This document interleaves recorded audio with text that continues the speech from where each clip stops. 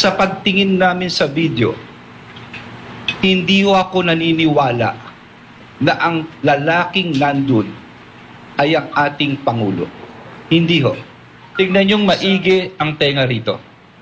Pagmasdan niyo, yung larawan ng ating Pangulo sa kaliwa, yung earlobe na tinatawag, yung ano bang tawag dito sa Tagalog, lambe, no? Earlobe. Tignan niyo yung nasa kanan. Inuulit ko, ako mismo, personally, isang tingin ko pa lang nakita ko na ito eh. Sabi ko, wala ito. No? Kayo na mismo magusga. Tignan nyo itong maigi itong larawan na ito. Sa tagal na kakilala kong ating Pangulo, ako'y naniniwala, no? At ako'y nagsasabi that he does not indulge in this kind of activity. Kababayan, ito po ay report ng ating Pangulo sa kanyang mga nagawa. At ako'y saksi, talagang napakarami niya nagawa. Tapos tiniming pa itong mga oras tulad na nasabi ko po, there will be, on first glance, it's the anti-cybercrime law.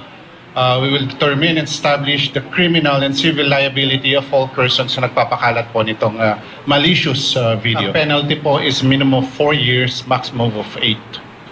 Prison correctional po ang penalty ng kahit sino mang nagpapakalat ng malicious video. Ito nga mga kababayan, bago natin ituloy ang video na ito, kung bago ka lang sa aking YouTube channel baka pwede makahingi ng like at subscribe at click mo na rin ang notification bell para updated ka sa aking nilalabas na bagong video. Salamat po. I think we have heard from Secretary Abalos saying na sa pagkakakilala niya sa Pangulo, hindi daw nag-iinggit ang Pangulo sa ganitong activities. Hindi mo naman nakakasama araw-araw ang Pangulo noon. Tama. Or baka magkasama sila. Or tanong lang. Hindi, kasi ganito, no? Tama naman sila. Papaimbestigahan nila, ipapunish nila. Pero ano yung ipapunish ninyo dito? Anong ipapunish? Isa sa cyber libel. Sino isa cyber libel nyo dito? Ngayon, pag ninano to ng cyber libel, remember, public official lang involved. Yeah. Hindi ba? And truth is actually a defense there. Diyan na maglalabasan diyan. Hindi ba?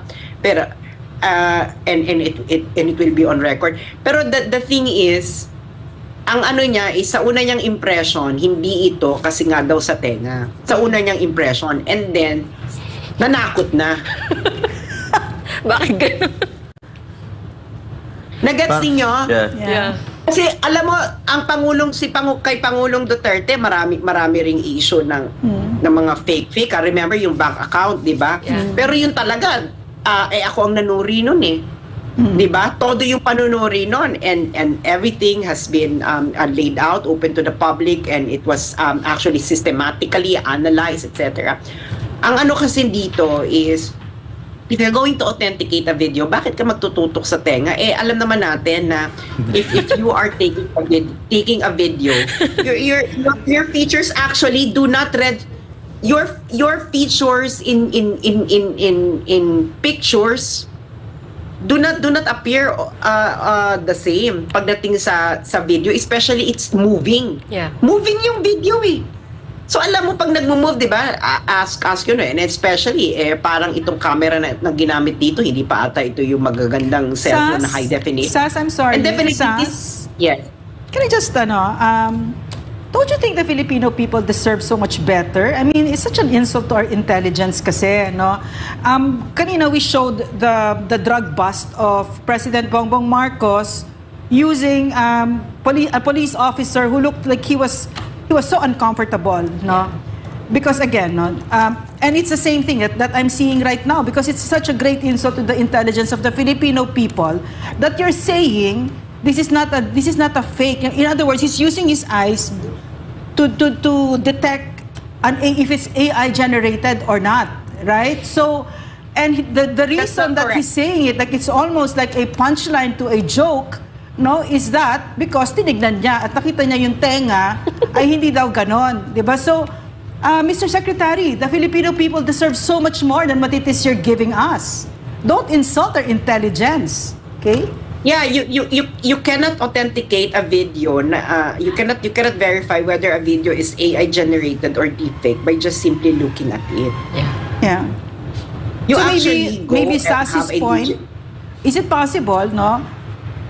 Is it possible that his point was he's saying that it's such a fake thing, now that the first thing that he looks at it is just so fake? But that's not... Yeah, Yeah, and- okay.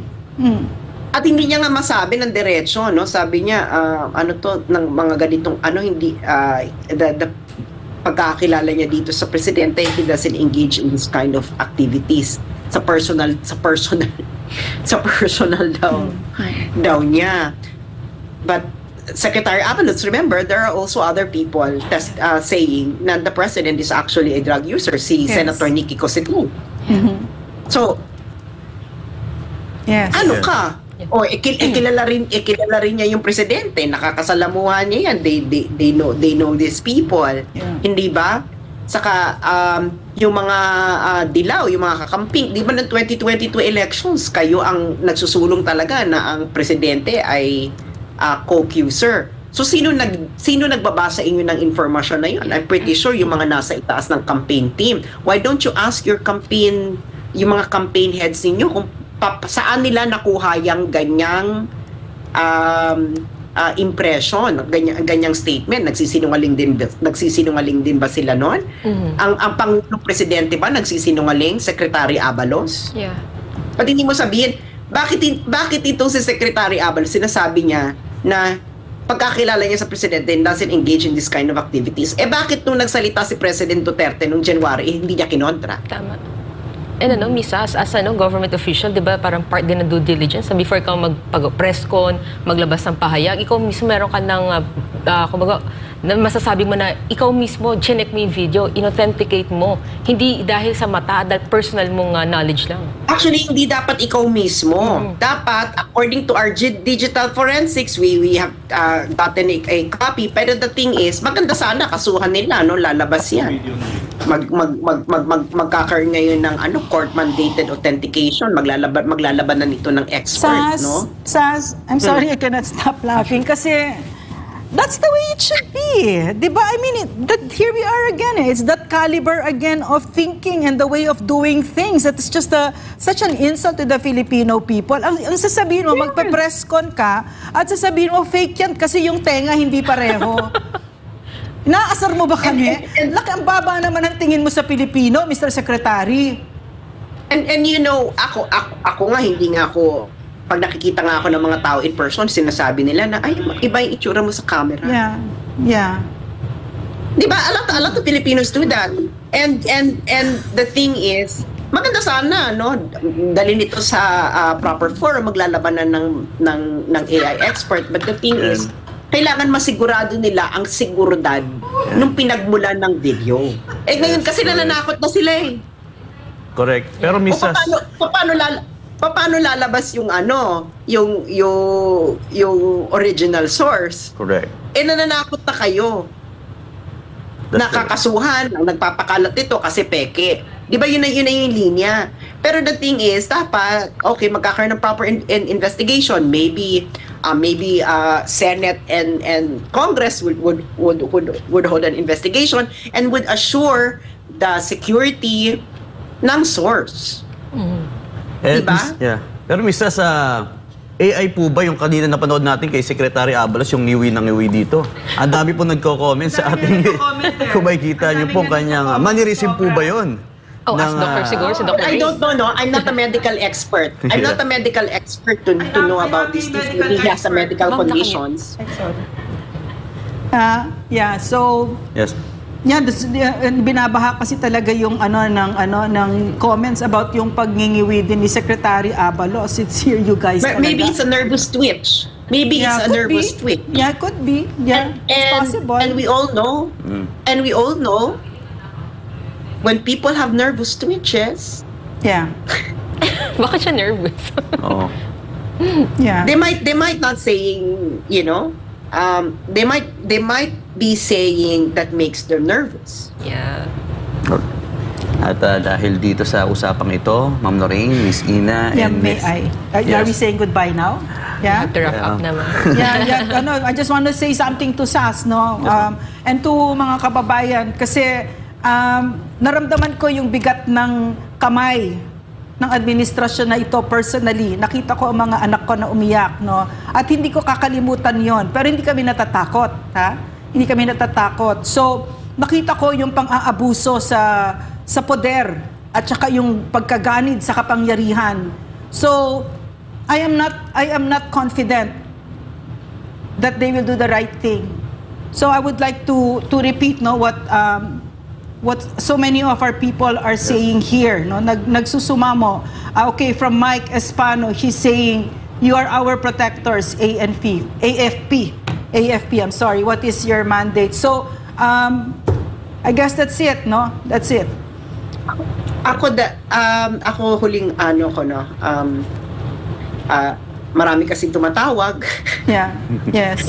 So, ang ano nito is, the mandate is to protect the people. Yes.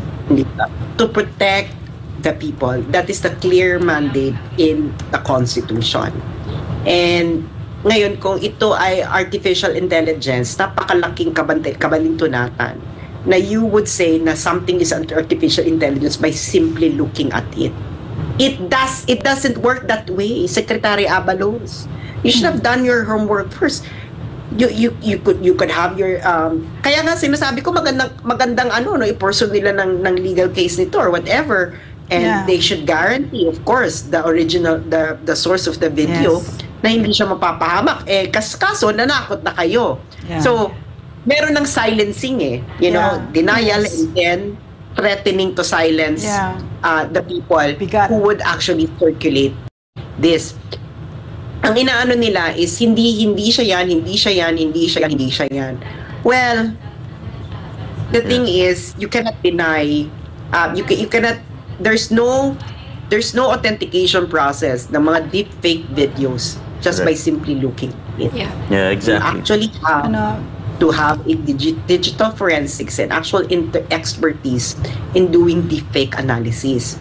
And of course, ang maganda dyan is ipatest natin sa outside the Philippines. Di ba? Magkaroon tayo ng tatlong option. Di ba? One sa Asia, one sa America, one sa Europe.